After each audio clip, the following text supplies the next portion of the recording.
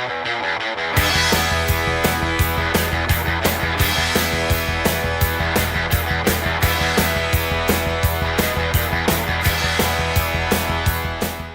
and happy Homebrew Wednesday. Drinking up on the Heady Topper clone here, and I gotta tell you, it's drinking much smoother than it originally did in the very beginning. Now I'm not tasting any of the hop extract, but it's still pretty bitter. So if I had to do this Heady Topper clone all over again, I probably would only go with about 5 milliliters of the hop shot and not the full 10 for a 5-gallon batch. But with that said, cheers.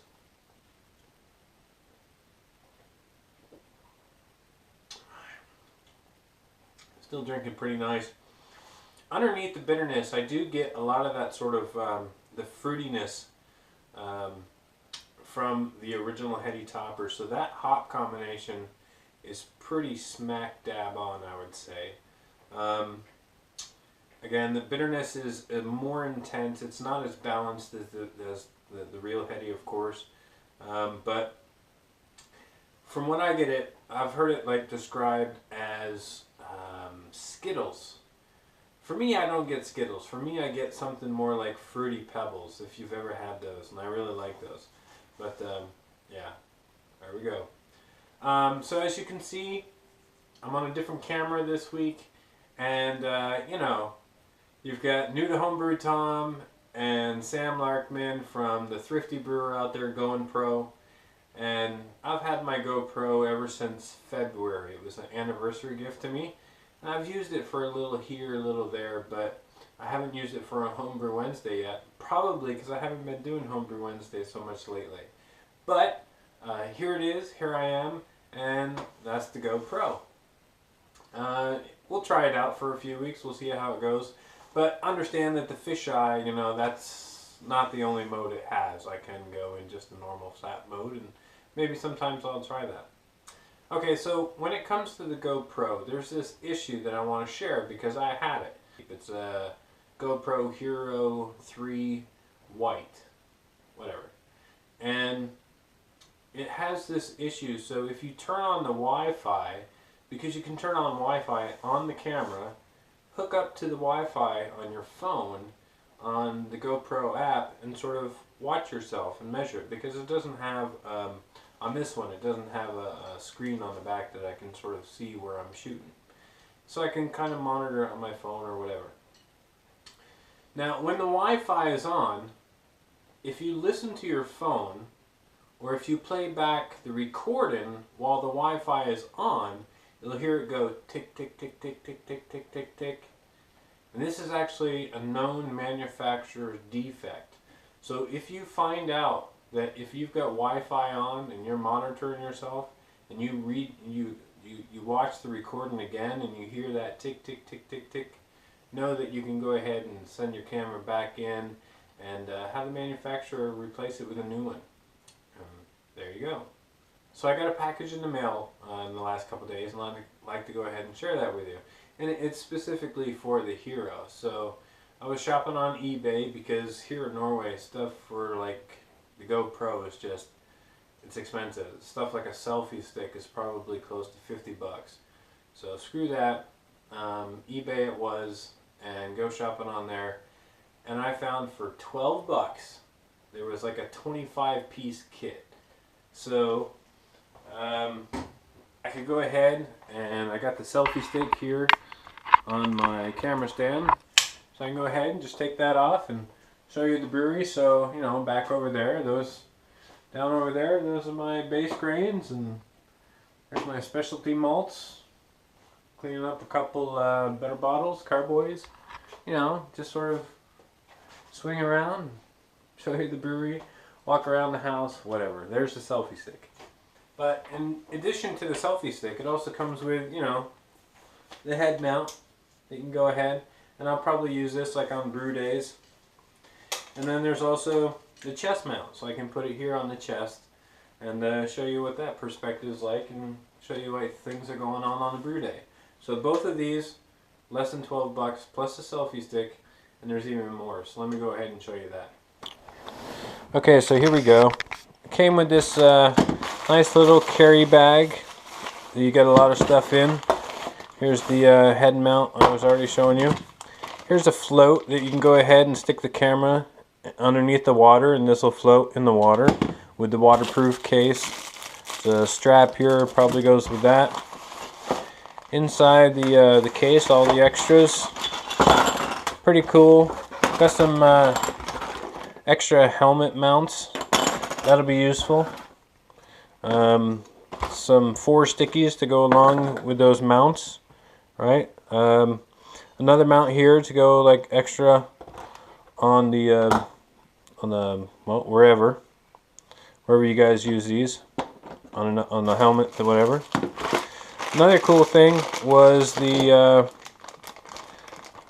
like if you want to go riding on the bike, and you got like the bike mount, the handlebar bike mount. That with a few other attachments in there.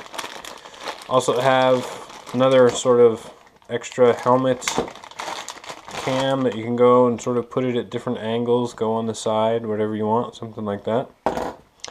One of the cool things I think, you know, watching Harry Brew 69 and now Sam's starting to get into it, driving around, is yeah, your windshield cam. So you can put your GoPro on the windshield. Here we go.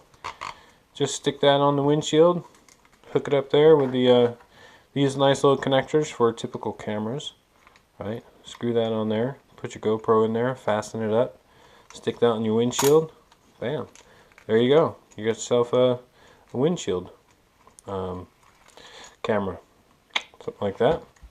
So that's pretty cool. All that stuff, plus the little thing I'm wearing now on my chest, is it was 12 bucks. There you go, Sam. Alright, so this is a Homebrew Wednesday. It's not a GoPro video. So let's get back to the homebrew. There was a post on, or in Milk the Funk group on Facebook recently, specifically about how to take gravity samples without introducing oxygen, or at least a lot of oxygen, into your fermenter. Now, when you're taking gravity samples, specifically, you know, everybody uses a hydrometer in order to test a gravity sample, and generally it's about 100 milliliters that you want to bring into here. Some people bring it all the way up to the top, and that's fine. So about 100, 130 milliliters that you need to fill this thing. The idea on Milk the Funk was actually to go out and buy a syringe. So you can get these 100 milliliter syringes off eBay. This one was like $3. I mean, it's almost nothing. And then the way that you do it is you hook this up to a small piece of tubing. I think this is a 3/16 type tubing, maybe a little bit bigger. And this really just attaches right on here, really nice and easy. And you can just, I put on a dip tube actually. I have an extra dip tube hanging around that I went ahead and spliced into 2. And then use that into the tube as well. And I can stick that right into my carboy and just pull back, and I'll go ahead and take a gravity sample and then dump that into my hydrometer tube. Let's go ahead and see what that looks like. Alright, so here's another perspective from the GoPro. Got the fermenter here. It's a little bit lower than it would normally be, like in a secondary. It would probably be right up here closer. So reaching down into it, you know, I can't quite reach the line without coming a little bit further down here on in the tube, and that's fine. So I've got my 100 milliliter syringe here with the tube. I'll go ahead and just crack open the top like you might do in a secondary, or take off the airlock. And then this thing will go ahead, fit right down, so you don't have to take off the whole thing. Just bring it down in a little bit, just enough in order to take up a sample. Pull your sample, bring it back up.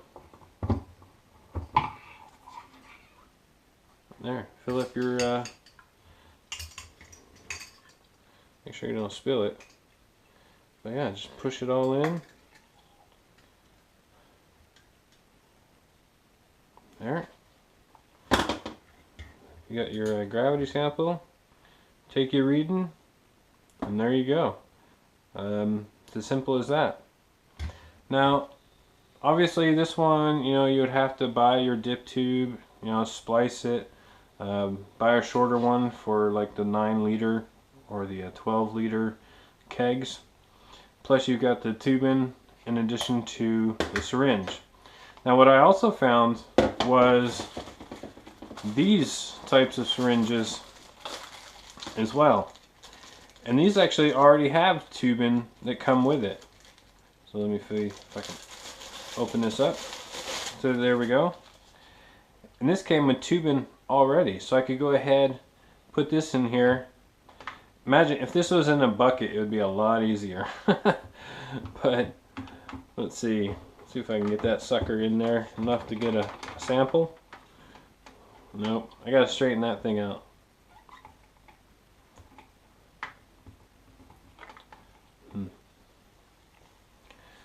So you would have to take this and straighten it out a little bit more so that it actually goes in fairly easily.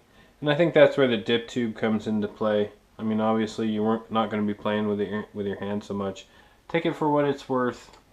You can go with this route, or you can go with this homemade route, which seems a little bit more sturdy and user-friendly.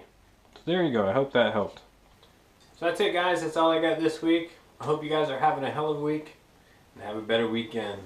Cheers.